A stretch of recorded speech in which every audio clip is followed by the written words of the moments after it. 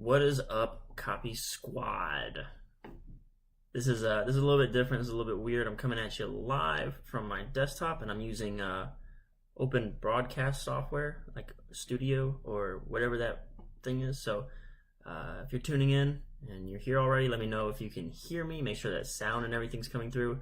What I'm going to try to do is a little bit of screen share stuff so that I can kind of give you some ideas of ways to like do research. It's like a question I just keep getting over and over and over, and it's almost like the same question every time, and I feel like I come at it like two different ways, but now I think I just gotta show you a little bit more. I don't know, maybe the questions will never stop, and people will just be like, show me exactly how to write a letter word by word, letter for letter. But I'm gonna try to help you out even more this time. So anybody tuned in? This is a lot different than using it on the phone, kind of dancing back and forth. Also, I really hope I've gone live as Kyle Milligan, copywriter, this time. Yesterday I went live, and I went live on my personal page, which was an accident. I started seeing all sorts of weird people, or not weird people, but like non-copywriters were tuning in and commenting, and like my mom was on it, and I was like, what's happening? It doesn't make any sense. But yeah, so so the question I got, this is the exact question. Shout out to my man. Let's see. Always looking for insight on research. It's a big deal. I've got my own process. I'd love to hear other perspectives. For example, how to know which promos are worth scanning over and analyzing if we don't see conversion stats. How to find those promos. Unless that doesn't matter, and it's just thinking about big patterns. Okay, so the question I keep getting is, how do we find the promos? How do we find the promos? How do we find the promos? How do I find out what's a good ad and what's a bad ad? And the reason I'm doing the screen share is I'm going to give you some more specific tips on this. Also, if you want to ask any questions, go ahead and leave the questions. I'll be tuning in back and forth, jumping back and forth on. I can't even find and locate where my live page is. There it is. Cool. All right, cool. So first and foremost, I'm going to plug this every time. Let me get my screen up here. Perfect. That's what I wanted to do. Okay, I'm going to plug this every time when it comes to finding copywriting swipe examples. The first thing I'm going to say is I've already given this whole thing, this question, I've already answered it for free a million different ways. I have my YouTube channel is like exclusively up until recently, like the last 8 days, I've been doing these lives. But up until that point, I've only been dissecting $1 million sales letters. That's like all I've done.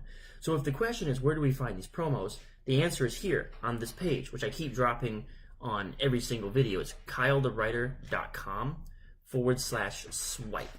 So you can go there. This is what the screen looks like, right? You click the little button, you enter your email, your name and your email, and then you get access to my swipe file, which has countless, it says like thousands, like I don't want to say thousands of hours, but it's got like 100 hours of me just breaking down sales letters, and then you get the PDFs with all the notes and the sales letters, like right there. It's done for you. I feel like I keep saying that, and maybe people aren't hearing me say it, or I'm missing them when I say it on the videos. Give me just a second. Okay. Yeah, so I think I'm missing it on the videos, but or they're tuning in and tuning out when I'm saying that. So go here, all of it's done for you, right? But so if that's not good enough, I've got a couple other little tips for you on research if you don't want to just read the letters, which is 100% all I do. So exactly what I recommend. I just say do that, and then you follow the big four, which is new, easy, safe, and big. New, easy, safe, big. Those are the big four pillars of copywriting that I've been preaching. And I'm getting really distracted by all this noise going on in the background. Give me like 1 second here.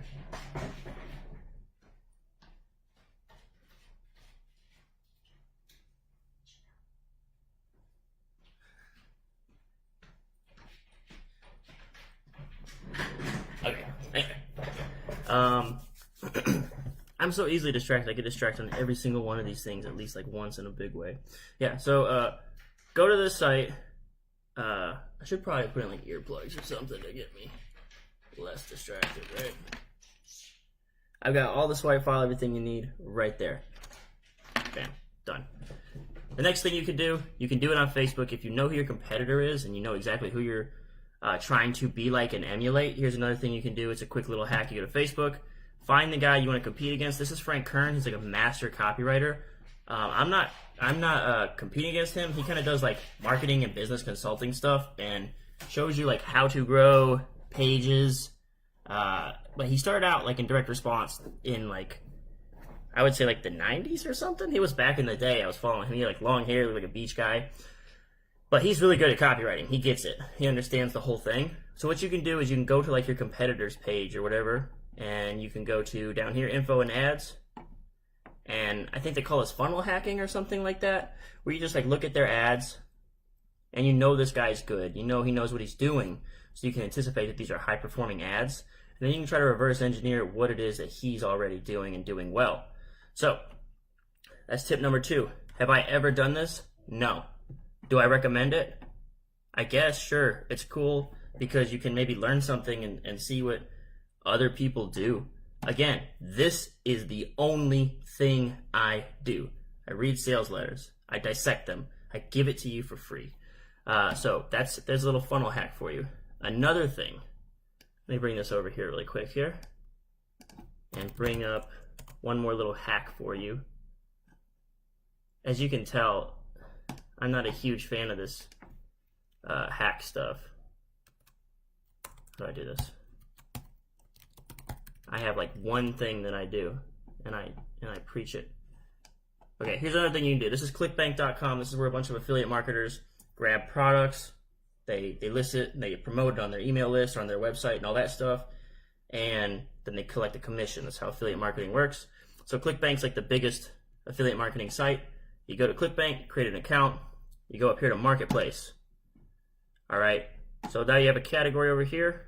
All these things are products that people are trying to sell other people. So one thing I could do, since I know I want to sell copywriting, I can go over here, I can type in copywriting, okay, hit enter. And there's a whole list of sales letters, basically, products that you can promote. And what you'll look for is this gravity score. And you want to find, see this is 0.27, 0.82. Gravity score is like a proprietary score for how well this is doing through ClickBank. And let's see, 4.8 is the highest one I see. 0, 0.61, 0.52. So you'll notice that 4 is the highest. That's not very high. There are some out there that are like, I want to probably say 50 or something. I remember back in the day, this was the spot to be when like the dating advice niche was really hot and people were all over it. I think it's under dating guides. So yeah, you'll see this is a score of 11, 16.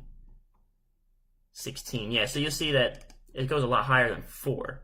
But I guess copywriting is such a small niche, maybe that's why it's so difficult to sell a copywriting course. So you go to, let's say, Unlock Her Legs. It's a gravity score of 29.87. So let's see what happens when I click Unlock Her Legs.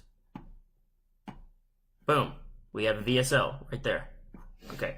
So let's say I wanted to sell secret test tells you if she's interested, even if you think she's not. Show me the test, no thanks. So I hit show me the test, email address. I don't want to have that. I don't want to do that. Let me see if it's something I can do. Here are 5 romantic mistakes that'll almost always land you in the friend zone. I want to get a transcript. I don't think I'll get a transcript of this one. Sending a girl flowers at work. If I try to click away, it tries to get my email. No thanks, man. Interested. Showing her you're a good guy by not going for the kiss or waiting to make your move. Bringing a girl. Nothing like that. Nope. Okay, I can't get a HTML out of this or anything like that. But yeah, you can kind of see here, if I wanted to, I could sit here and watch this whole video. I could maybe send it into rev.com for a transcription, which is also something I've never done, but I've heard people do it. So yeah, this is a cool little funnel hack. I can see that this is a high performer, 29.87. These guys aren't as good, right? Again, it's kind of like a little hack to see what is popular in this niche, what is working versus what is not working. So that's hack number 2. So the first one was you go to like a competitor's page, you can go to their info and ads and quote funnel hack them, where you look at their ads and see what they're doing. Okay. I've never done this.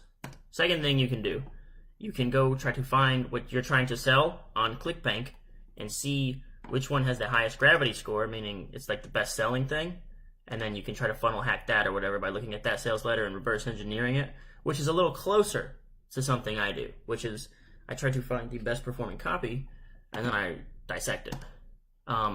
Then the oddly overwhelming question I keep getting is, where do I find promos? Dude, right here, kylethewriter.com/swipe. I give it away for free. I can't stress that enough. It's kind of frustrating because it feels like when I get asked that question, like you weren't paying attention or listening.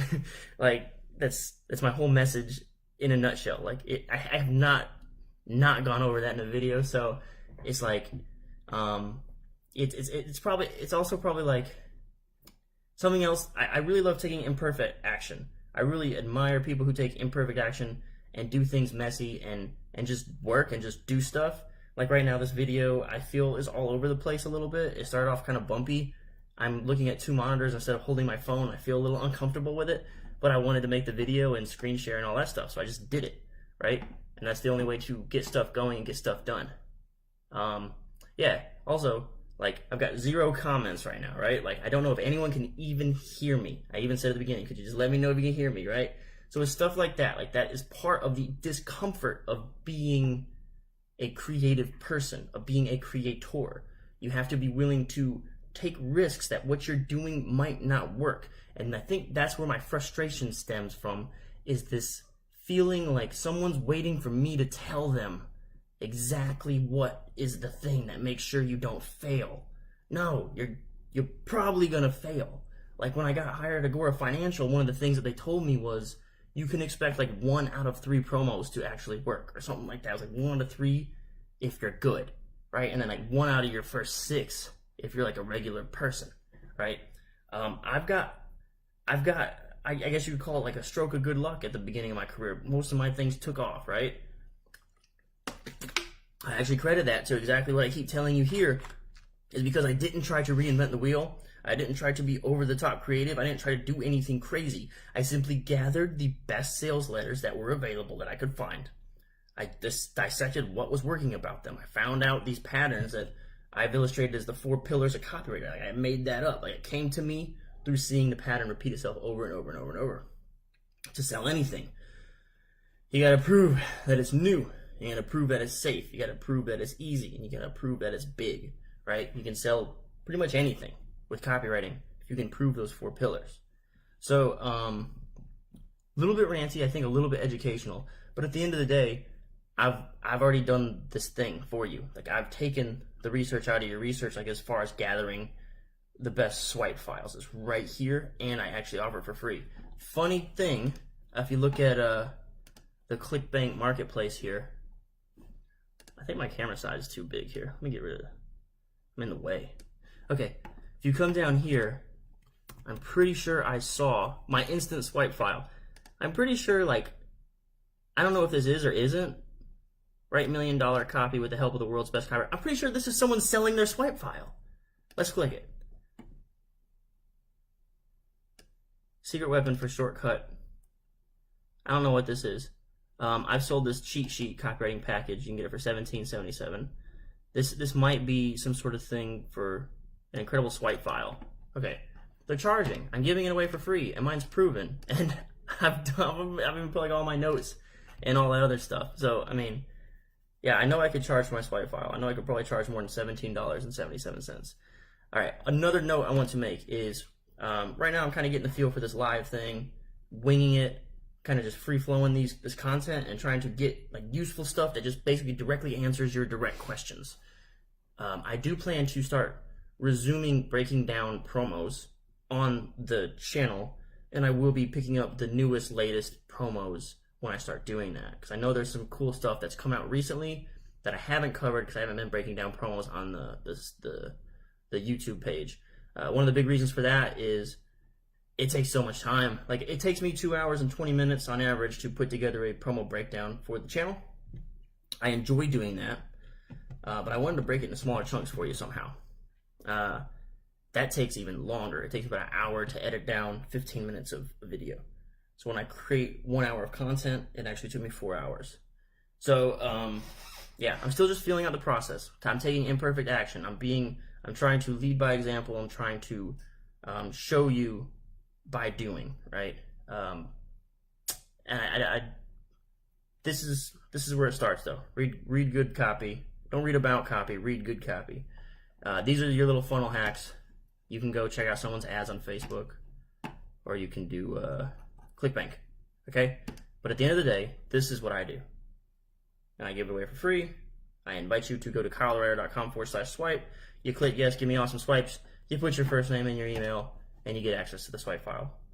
Let me see if I've got any questions. No, it doesn't look like I do. Either that or maybe this live video is a little different. That's it for me, guys. A little bit ranty on this one, but I feel like I've only got one message, and when someone's like, what's the answer to this question? It's like, I'm pretty sure this is the only thing I talk about. So, that's all I got, yeah. Thanks for tuning in, Copy Squad. I might come back to you later when I'm feeling a little bit more energetic, pumped up, and got some good content to share, so I'm a little more inspired, right?